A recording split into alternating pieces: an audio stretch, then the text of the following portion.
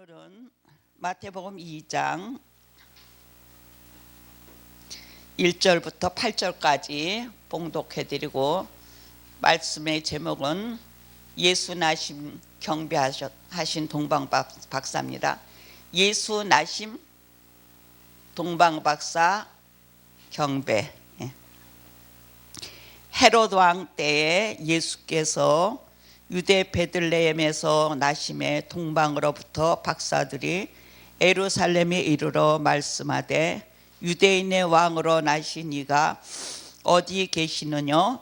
우리가 동방에서 그의 별을 보고 그에게 경배하러 왔노라 하니, 헤롯 왕은 온 예루살렘이 듣고 소동한지라.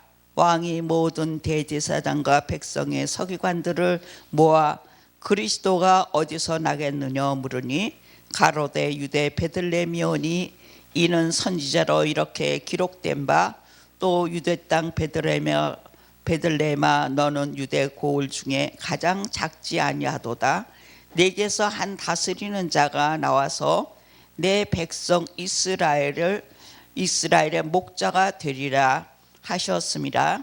이에 헤롯이 가만히 박사들을 불러 별이 나타난 때를 자세히 묻고 베들레헴으로 보내며 이르되, 가서 아기에 대하여 자세히 알아보고 찾거든 내게 고하여 나도 가서 그에게 경배하게 하라. 박사들이 왕의 말을 듣고 갈새 동방에서 보던 그 별이 문득 앞에 인도하여 가다가 아기 있는 곳 위에 머물러 선지라. 오늘은 아기 예수 태어난 곳에 동방박사 세 사람이 드린 예물에 대해서 잠깐 우리가 은혜를 나누고자 합니다. 동방박사 세 사람, 이 드린 예물은 각자 사는 그 지역에 가장 고귀한 귀품인 물건을 가져다가 아기 예수 오심에 바쳐드린 모습이라고 보고 있습니다. 우리가 외적으로 볼 때는 황금과 유황과 몰약이라고 하지만은 이 황금과 유황, 몰약에는 깊은 의미와 신앙관이 담겨져 있습니다.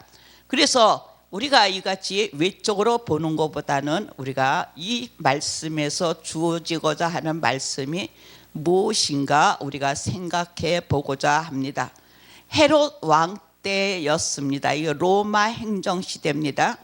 헤롯 왕 때 동방박사들이 예수 나심을 이제 알고 큰 별을 따라왔는데, 헤롯이 뭐라냐면, 너희가 그 아기 예수를 만나면 나에게도 말해라. 나도 가서 경배하겠노라. 이렇게 말했습니다. 그랬는데 동방박사들은 아기를 만나 예물을 드리고 그 오던 길로 가지 않고, 헤롯 왕에 가지 않고 다른 길로 갔다고 했습니다. 이 이제 오던 길로 가지 않고 다른 길로 갔다는 그 내용도 상당히 의미심장한 말씀이기도 합니다. 오늘 우리가 이제 예수 탄생을 이제 앞두고 이제 기쁘다 구주 오셨네, 또한 우리가 이렇게 오늘도 노엘 이스라엘 왕이 나셨네 하고 찬양을 했지만은, 이같이 예수 그리스도가 이 땅에 오심을 이제 이미 이사야 선지자를 통해서 예언하신 것이 이루어지는 순간이기도 합니다. 이같이 이사야 선지자를 통해서 이루어진 이 내용이 오늘 이것을 보고, 별을 보고, 이 동방박사들은 천문학자들입니다. 그래서 별을 보고 온 거예요. 그래서 별을 보고 이같이 찾아와서 예수 나심에 거기서 별이 멈춰서서 그곳에 들어가 이 동방박사 세 사람들은 이제 가지고 온 예물을 예수 나심에 한 사람 한 사람 드려지는 것을 볼 수가 있다 합니다. 이같이 예수 그리스도의 나심에 동방박사들은 왜 황금과 유황과 몰약을 드렸는가, 우리 좀 생각해 봐야 될 텐데, 황금과 유황과 몰약은 상징적인 의미도 있고 의미가 굉장히 깊습니다. 이제 황금은 나실 예수 그리스도는 만왕의 왕으로 오신 분이라고 경배하면서 드려진 예물이 황금입니다. 그래서 이같이 나실 예수는 이제 모든 우주 만물을 통치하실 만왕의 왕으로 오실 그분이다. 그래서 경배하는 겁니다. 그래서 우리가 마태복음 하면은 그리스도의 삼직을 꼭 우리가 매치해서 우리가 풀어야 될 가장 또 큰 내용이기도 합니다. 그래서 마태복음에는 그리스도의 삼직인데 그는 왕이요. 이제 메시아란 기름 부은 자들은 다른 이제 메시아인데 이 메시아란 뜻은 신약의 그리스도인데 그리스도의 뜻은 그는 선지자여 그는 왕이여 그는 제사장과 제물이라고 고백하는 내용이기도 합니다. 그래서 마태복음 전체의 흐름이 그는 선지자여 왕이여 제사장과 제물이라는 것을 설명하기 위해서 친히 독생 성자 예수 그리스도께서 친히 행하신 내용의 글이기도 합니다. 그래서 우리가 예수 그리스도의 왕 되신가 선지자 되신가 또한 제사장과 또한 제물 되심을 증거하는 이런 큰 내용의 흐름을 갖고 우리가 마태복음을 볼 때 마태복음 2장 1절에도 동방박사 세 사람이 가져온 황금과 유향과 몰약은 이같이 이제 황금은 만왕의 왕으로 오실 그분이 바로 당신입니다. 어린 양 당신이 이제 만왕의 왕으로 오실 그분이라고 뭐 했어요? 그분을 경배하며 그분께 예물을 드린 내용이기도 합니다. 그래서 동방박사는 이거는 예물을 가져와서 아주 깊은 신앙을 고백했어요. 그는 왕이라고 고백했습니다. 그는 우리를 통치할 분이라고 고백했습니다. 그는 우주 만물을 주관하실 분이라는 것을 고백한 내용이기도 합니다. 그분은 장차 이 나라를 다스릴 분이라고 고백해서 드린 예물이 바로 황금이다 그거예요.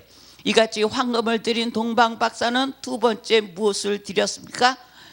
향유를 드렸다 그랬어요. 향유를 드렸어요. 향유는 그리스도의 선지자 되심을 예언하는 내용이기도 합니다.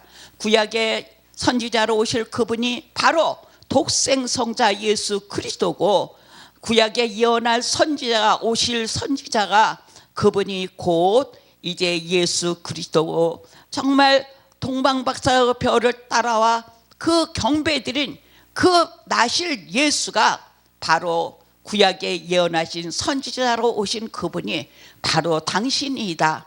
그래서 선지자로서의 뭐예요? 최고의 대우를 해드리기 위해서 옥합을 깨서 이제 향유를 드린 내용이기도 합니다. 이같이 향유를 드릴 때 그분의 선지자는 뭐합니까? 선지자는 때로는 책망도 하고 교훈도 하고 의로 교육하기 유익함이라고 디모데후서 3장 16절의 말씀과 같이럼 선지자는 때로는 왕을 책망하기도 하고 선지자는 또한 나라의 모든 멸망 그런 것도 다 이제 예언하고 선지자는 흥망 성쇠를 다 예언한 분이 선지자다 그거예요. 그래서 이 선지자의 직분을 감당하러 오신 그분, 구약의 성시자로 오신 그분이 바로 당신이라고 고백해서 드려진 것이 뭐예요? 향유다 그거예요. 향유. 이 향유를 드림으로써 당신은 이제 구약에 예언할 이제 선지자로 오신 분이 바로 당신이라고 고백하는 거예요. 그래서 동방박사 두 사람이 같이 황금과 유향을 드렸어요. 이렇게 선지자로서의 모든 것을 행하실 줄 알아요. 그래서 선지자는 뭐래? 병도 고쳐주시고 죽은 자도 고치시고 일으키시고 전쟁도 좌우하고 모든 것을 예언하셨잖아요. 그 분으로 오실 분이 당신 아기 예수 그분이다 하는 것을 말해주고 있는 거예요. 그 분을 구약에 예언한 말씀을 뭐하러요? 이루시기 위해서 오신 분이 당신이라고 고백해서 드려진 것이 동방박사의 세 가지 예물 중에 유향이다 그거예요. 이같이 선지자로서 완성자로서 정말 성취자로서 오신 분이 당신이라고 고백한 그 고백이야말로 얼마나 귀중한 고백입니까? 그는 왕이요 그는 선지자라고 고백한 이런 신앙관이 굉장히 중요하다 그거예요. 세 번째 또 뭘 드렸어요? 몰약을 드렸다. 그래서 세 번째 몰약. 이 몰약은 무엇을 또한 상징하는 거냐 해서요. 몰약은 어디에 씁니까? 죽은 자의 시신에 바르는 겁니다. 그래서 예수 그리스도는 이제 이 온 인류의 인간의 죄를 위해서 구속주로 오실 그분이라고 고백해서 몰약을 드려지는 겁니다. 그래서 구속주를 상징하기 위해서 몰약을 드린 이 예수 그리스도의 말로 정말 그분은 창세전에 하나님과 같이 동행하셔서 모든 우주 만물을 창조하시고 또한 그 창조한 모든 것을 이루기 위해서 역사하시는 하나님의 아들이시지만 그는 영광된 보좌를 버리셨다 그랬어요. 빌립보서 2장에 보면 그는 근본 하나님이시나 하나님과 동등됨을 개의치 않으시고 낮고 천한 때까지 오사 죄 없으신 분이 죄 있는 모양으로 우리의 죄를 위해서 십자가에 죽기까지 내어준 바 되셨다 그랬습니다. 이렇게 예수 그리스도는 십자가에서 온전히 번제단의 제물로 내어줬고 또한 아사살의 제물 광야에 버림받은 그 제물로 내어줬다 그거예요. 그래서 예수님이 십자가에서 엘리 라막사니 하나님의 하나님 어찌하여 나를 버리시나이까 그랬어요. 예수 그리스도는 완전히 하나님께 버림을 받아서 그 버림을 받음을 통해서 너희가 채찍을 맞음으로 나음을 얻었다 하신 말씀대로 광야에서 그 아사살의 제물로 갈기갈기 찢김을 받았기 때문에 우리가 뭐함을 얻었어요? 나음을 얻고 죄 용서함을 받을 수가 있다 그거예요. 그래서 이같이 예수 그리스도는 광야에 버림받았고 예수 그리스도는 번제날 온전한 십자가에서 번제단의 제물로 성취자로 오실 그분이 바로 당신이라고 고백하는 이런 몰약을 드린 이런 동방박사의 모습을 볼 수가 있습니다. 그는 근본 하나님이시라고 그랬습니다. 그러나 하나님과 동등됨을 여의치 않고 구약에 예언한 예수 그리스도가 정말 참 구주라는 것을 성취하시기 위해서 이루시는 목적을 이루게 하신 모습이기도 봅니다. 그래서 그리스도는 대제사장이기도 하지만 또한 제물이기도 하다. 그래서 구약에는 양이나 염소나 모든 것을 잡아서 대속의 제물로 드렸지만 지금은 단번에 십자가에 죽으신 예수 그리스도의 보혈의 피를 믿고 기도하고 의지하는 자마다 다 구원을 받는다고 말해주고 있습니다. 어린 양 예수 그리스도의 십자가의 보혈을 믿고 의지하는 자마다 구원을 얻는다고. 이 얼마나 큰 축복입니까? 내 공로로 내 의로 내 행위로 구원받을 육체는 하나도 없다고 했습니다. 우리는 이런 구원받을 육체가 하나도 없음을 고백하며 주는 그리스도여 살아계신 하나님의 아들이라고 고백하는 이런 신앙 고백으로 우리가 하나님 앞에 드려지는 오늘 정말 성탄을 맞이해서 우리도 정말 황금과 유황과 몰약의 신앙의 예물을 드리는 성탄절이 되기를 주의 이름으로 축원합니다. 이같이 황금과 유황과 몰약으로 드려지는 믿음의 예물이야말로 하나님이 기뻐 받으실 예물이고 하나님이 흡족해 받으실 만한 그 아름다운 제물이기 때문에 이것을 원하시고 계십니다. 우리가 기쁘다 구주오셨나 룰루랄라 할 것이 아니라 정말 내가 어떤 신앙으로 예수 그리스도 오심을 우리가 맞이할 것인가. 우리도 동방박사와 같이 황금과 유황과 몰약의 신앙을 온전히 그리스도 나심 앞에 우리가 신앙 고백으로 드려지는 이런 온전한 신앙생활을 하는 우리가 돼야 되겠습니다. 이같이 온전한 신앙생활이야말로 하나님 기뻐하시고 정말 하나님의 뜻대로 행하옵소서 하는 그 뜻이 이루어지는 이 놀라운 역사 가운데 있는 겁니다. 동방박사는 이렇게 예수 그리스도를 만나고 예물을 드리고 다시 헤로데에 돌아가지 않았다 그랬어요. 오던 길로 가지 않고 다른 길로 갔더라 그럽니다. 우리도 신앙생활 가운데 예수 그리스도께 신앙 고백한 성도들은 옛길로 다시 돌아가는 일이 없어야 됩니다. 옛길로 돌아가면 헤롯 같은 사단의 권세가 죽이려고 이미 입 벌려 덤비려고 대기하고 있습니다. 우리는 예수 그리스도를 나의 구주여, 나의 왕이여, 나의 선지자여, 나의 제사장과 제물이라고 고백하고, 이런 신앙 고백한 사람들은 오던 길로 가지 않고 옛길로 가지 않고 새로운 길로 다시 갔더라 합니다.